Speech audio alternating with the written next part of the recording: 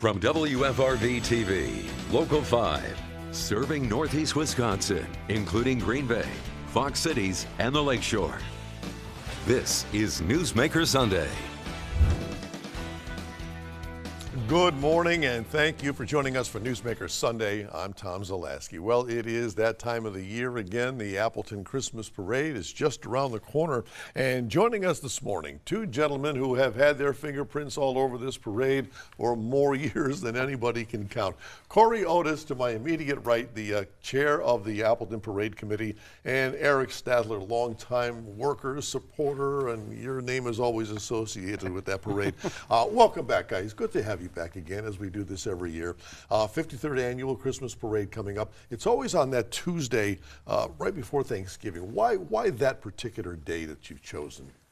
That day it's always been the Tuesday before Thanksgiving because it's supposed to kick off the shopping season for Christmas. And as you know, shopping's always been integral to downtown Appleton, so the two go hand in hand. Okay, I already know the answer to my next question, but I got to ask you anyway. When do you start planning for this parade? November 27th. the day after. That's right. Yes. Yeah. In all honesty, I mean, we might take a couple months off, but we then have to kick into gear with planning the Memorial Day and Flag Day parades, which FRV is so graciously always a part of with us with Flag Day anyway. So Christmas, but there's things that happen throughout the year that we've got to get some plans in place and make sure Santa and Mrs. Claus are on the schedule, all that kind of stuff. Yeah. So what's the first step? Okay, you're joking and you say November 27th, but now it's time to plan for that next year's parade. What's the first step? What's on your mind? Getting sponsors? Is it working with businesses? Is it coming up with new things for the next year? Honestly, the first step is filling out the application for the special event permit. Because if we don't get that approved, we don't have a parade. The legal stuff. Nobody thinks about that. Yeah, so Megan Warner has been on the committee. That's actually my sister. And she takes care of that paperwork, and she'll file it as soon as she can. Fortunately, the city is a very gracious partner of ours and really is the sponsor of the parade. So we don't worry too much about that. But then we got to come up with a theme for the parade. We've got to find a marshal. And then we have to put out the application and the press release to get everybody to start thinking about Christmas in early September. So people aren't really always thinking in that state of mind that early, but this year we had a record number of applications. We had over 120 applications, and we've got room for 85 units in our parade. So word gets out, people are excited, and we're excited to bring the parade back. All right, set the record straight. Largest nighttime Christmas parade in the Midwest. True? That's what we've been told. That's what we've been told anyway. Okay. What do you have, for numbers this year? Now, you say 85 is what you're allowing into the parade this year? Yeah, so we've always been right around 80, 78, 79, 80. Last year we went to 85, and when I talked to the city council last year, I said, we barely got it in. We barely got it into the broadcast window, so we'll never do 85 again. So this year, we're going to do 86. So we work very closely with WFRV in the pre-planning to make sure that we can get not only the best show in front of the spectators on College Avenue, but also the people watching from home. So we're really excited about this year. And what are we looking for street-wise, street side number of spectators? Any guesstimate? Well, we estimate probably about 75 to 80,000 people up and down College Avenue from State Street to Drew.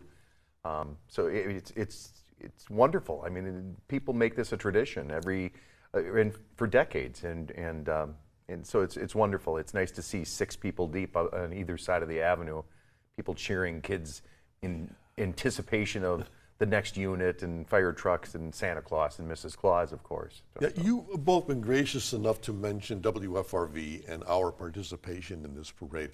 How much does that mean to the parade, having it broadcast? It's really huge because it really has turned this into an Appleton event, into a Fox Cities event. And beyond, for that matter. And beyond, yeah, you're right. And we hear a lot from parents or grandparents of kids in the high school bands. We have people coming from hundreds of miles away to participate in the parade, and then their family back at home gets to watch it and gets to see their grandson or granddaughter marching through. So it's really huge, and we're really just thrilled to be partners with WFRV. And on top of that, with the fact that WFRV live streams the parade, it allows grandmas and grandpas that might be wintering in Florida or wherever to be able to watch their grandchild marching in the band and being in the parade. It's wonderful to keep that connection worldwide, for that matter. And just so folks are clear, our date is? November 26th. November 26th. It's going to be here on Local 5. Starts at 6:30, and the parade actually starts at 7 o'clock. And you can also watch the parade. As Eric said, you can watch it streaming on our website at wearegreenbay.com. And we have much more to come with the 53rd Annual Appleton Christmas Parade right after this. And welcome back to Newsmaker Sunday. Our guests this morning, Corey Otis and Eric Stadler from the Appleton Christmas Parade Committee. Every year you got a different theme. What's our theme for this year? The Avenue of Christmas Spirits. And how do you come up with that every year? I mean, I'm sure that's another chore you've got to address every year. Who's in that process? How does that start? I think it was a little bit haphazard in the past, and not to throw any shade at the previous chairman or anything like that. Yeah, the previous administration. And a lot of times we would look at Christmas carols and try to pull lyrics from there. And the last couple of years, we've kind of thought about how can we mix the parade marshal with some type of theme that fits. So last year we had the Hyde family, and we had the music and magic of Christmas. This year we have Mark Benke and Bobby Joe Paschke, the owners and operator of Basil's, Firefly, and Old Town Tavern downtown. Actually, they just left the business, and we thought, okay, let's have a little bit of fun with this. Let's be a little whimsical, and actually Megan Warner came up with the theme, the Avenue of Christmas Spirits. So you can kind of read the pun at the end of that, and then we thought the Avenue, College Avenue, that's really where the magic happens. So we thought that was a nice theme for this year. And on top of that, the Avenue of Angels that we have, the decorations that are in downtown have been part of downtown for decades, the Angels. And so that kind of goes along with the spirit concept too. And the folks you just mentioned, they are our parade marshals for this year. That's right. Correct. Longtime friends of the parade. Like I said, Mark owned Basil's, Old Town Tavern, and Firefly for a long time. Also has Benke Properties, so an integral part of College Avenue. But always really good to us in the committee afterwards, giving us some free beverages and hot chili after. Yeah, they're going to keep up the chili tradition, right? Yeah, that's one of the most important parts of this post-parade for the committee anyway. I think when he sold the establishment, that was in the contract, that you have to feed the committee after the parade. You just mentioned that you didn't want to throw shade at the previous chairperson, your dad. Heavily involved in this parade. Give us a little history for those who have forgotten of the Otis family in this parade. Sure. So my grandfather was actually chairman of the Appleton Parade Committee and really oversaw the Flag Day Parade. My dad was part of the group that started the Christmas Parade, the Downtown Appleton Christmas Parade, and he was chairperson for 40-some years. I think it was 85 until 2019 that he stepped down, 2018. And now I've taken over the reins. My sister is also on the committee. My nephew helps out, my brother-in-law, my stepsons. But it really is a family event. We've got lots of second and third generation people on our committee. Eric is a second generation committee member. The Kaufmans, the Obermeyers, the Thompsons.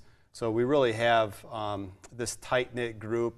And I think that makes this event special in general, but special for us because we really were born into this. Yeah, and Eric, you have never not been a part of this parade in some way, shape, or form. Yeah.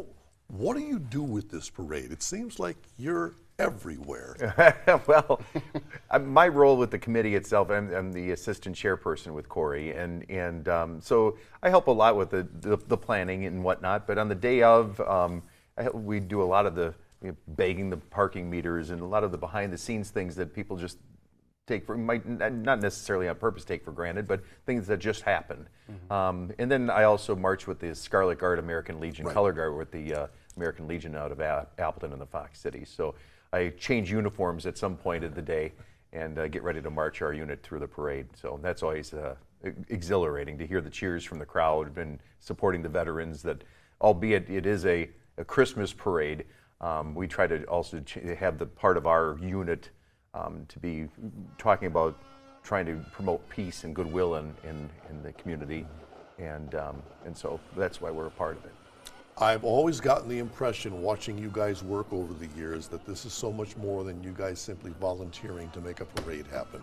No, There's something more to it for you. Yeah, and I think I can speak for Eric. I think more and more every year, you just cherish the opportunity. I don't like to look back on 2020 too often, but we couldn't do the parade that year because of COVID. And it was really a lot of work to get it back up and running, to keep our name in the public eye, and to really bring everybody back. There was the tragic event in Waukesha that happened less than 48 hours before our parade 3 years ago, and that really put a scare into all of us and just reminded everybody how fragile life is and how important it is to make people feel secure. So every year we go into this, it's a lot of work, and it takes months of planning, and really as soon as we're done with this, we'll take a month off and we'll start thinking about Flag Day, which is in June 2025, which doesn't even sound like a real date, but every year we get to follow Santa through the parade, and you see a lot of familiar faces. People have been camping out since noon that day. People are in the same places every year, and I just really appreciate the opportunity to serve the community this way. And you mentioned Flag Day. You've also got Memorial Day, now the Christmas parade. How do you juggle all of this? Because even though you say next we'll work on Flag Day, you're really working on all three parades all the time. Yeah, it is a bit of a juggling act, but we've got a lot of tradition that's involved in it. So the core parts are there, the nuts and bolts, but and the units many times might be the same, but they change up what they do, and people know when they are. But we never take that for granted. We got to keep things fresh, and that's probably the most challenging part, is how can we keep things fresh and make people want to be able to come and make units want to be a part of it. And so that might be the most challenging part, but the community always rallies behind it and makes it happen. So they do. We are back with more with the Appleton Christmas Parade right after this. Stay with us.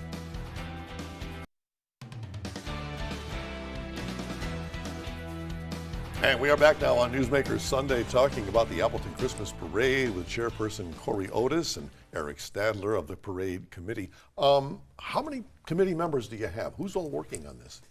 We probably have about a dozen committee members that stick with us from parade to parade. There are a few people that only do Christmas, a few people that only do Memorial Day or Flag Day, but there's probably about a dozen of us in the core group. And I imagine you've got to work closely with local authorities, your police department, city officials. Boy, you hit the nail on the head. We couldn't do this without their support and their devotion to the public safety. And the Appleton Police Department is phenomenal. There's actually a liaison that they assign to our committee to help us with Memorial Day, Flag Day, and the downtown Appleton Christmas Parade.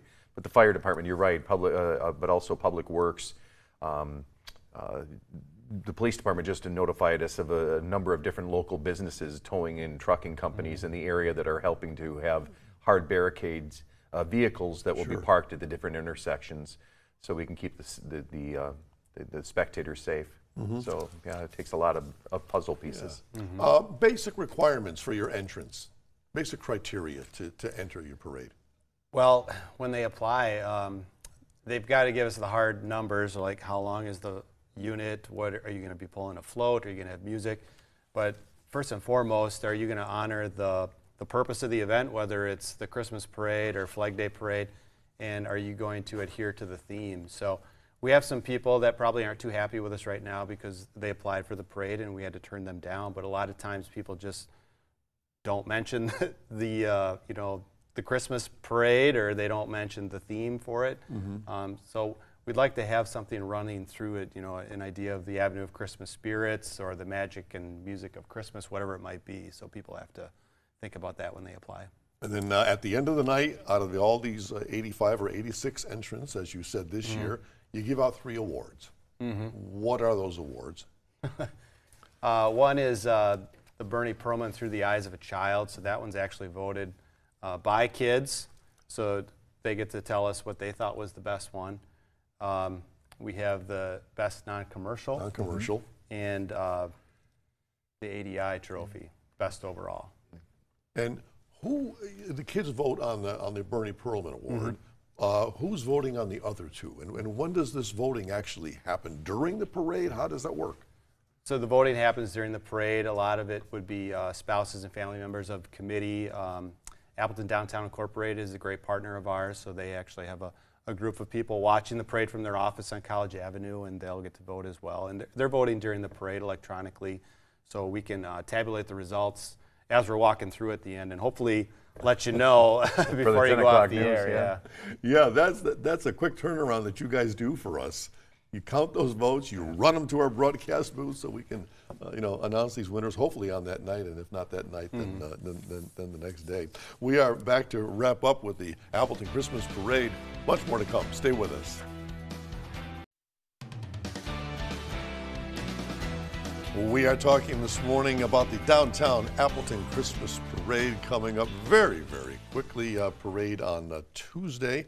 Let me first ask you about the food collection that you do, because this is so much more than just a parade. You're doing some good stuff on the side as well. Yeah, we want to obviously entertain the crowd, and we want to spread the Christmas spirit, but we also want to help the community too. So for a long time, we've had a food drive during the pre-parade, which is not on television, but it runs down College Avenue in front of tens of thousands of people. This year, St. Joe's Food Program is working with Lawrence University. So if you're on College Avenue on Tuesday, November 26th, bring down some non-perishable food items, and we'll have some athletes actually from Lawrence running back and forth and putting those in a big cart for us. So as all your spectators are coming with their families, bring something. Yeah, for sure. All right. Also, a half hour before the parade begins. Parade starts at 7, actually, 7 o'clock. But before the parade, you got this thing called the Santa Scamper. Yeah, the folks from Runaway Shoes, right? Yes. Runaway Shoes organizes it each year along with a couple of other businesses. But yeah, the Santa Scamper, and it's a great run walk. People dress up in different costumes, and it's just a ton of fun. And so we encourage people to get registered for that and be a part of it. And there we're seeing it from last year. I mean, it looks like you have hundreds of people taking part in that event every year. Yeah. And from what I've seen, I'm looking at some of the people. Some are dressed up like almost Halloween costume, but you've also got some serious runners in this thing. Yeah. I don't know that they're qualifying for the Boston Marathon, but well, I'm looking at the screen right now, and those guys are definitely not. But it's a little bit of chaos at the beginning of the parade. So they actually start at 6:40, and they've got an inflatable arch, and they take it down like in record time. I'm always amazed at how fast they get that out of the way, because then we got to start our pre-parade. But as we're sitting there, kind of chomping at the bit, waiting for the Santa Scamper to start, then our parade to begin, I don't know who's in the parade and who's in the Santa Scamper sometimes, because you've got like somebody dressed like a huge Christmas tree, and well, that guy's running the race. And then you've got somebody else in like just short and t-shirts, and like, no, they're in the parade, so you can't take anything for granted. Yeah, and just like at a Packer game in November, you've always got that one or two guys who are shirtless. Expect the unexpected. And, they're breathing, smoke, and they're happy with it. What is our parade route this year? Where does it start? Where are people lined up? Starts at the corner of College Avenue and State Street, right by the Apple Pub, and then heads east on College Avenue to Drew Street, right by the Lawrence University campus. And for folks who come to see the parade street side, obviously they got to dress up. How long is the parade, guesstimate? About an hour and a half. Huh? About an hour and a half, yeah. So people can actually start putting out their blankets and chairs at noon that day, but they got to stay with them. That's a city ordinance.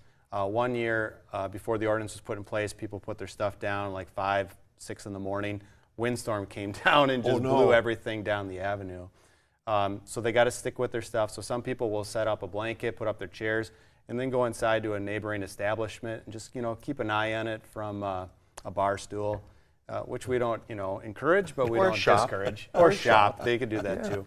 Blue Moon Emporium, do a little shopping. Come down early. And a lot of people do that. They come down early, get some lunch, get some dinner with the family, do a little shopping downtown, and then stake their spot. So that's as bad as people waiting for concert tickets, getting in line the night before to be first. You got a lot of bands in the parade this year. How many do we have? We have almost 24. I think the number is 23 right now. Most of those are local high school bands, but we've got the City of Appleton band as well. And we've got the Titan Thunder out of the University of Wisconsin-Oshkosh. They just joined us a couple of years ago, and they're just so full of energy, and they just bring everything to another level. So it's almost like 1 out of every 3 or 4 units in the parade is a band, so it's really packed with music. And always there's that one unit that's last and not least, right? Yeah. Dressed like Yeah. that guy. I borrowed his coat, one of his coats. But yeah, Santa Claus and Mrs. Claus. Everybody's in anticipation, waiting for them, and yeah, that gets us all right into that Christmas spirit. Mm-hmm. What is the mood of both of you right now? You've done all the work. I think we're chomping at the bit. Are you nervous? Are you anxious? Where are we? Yes. Yes. To all the above.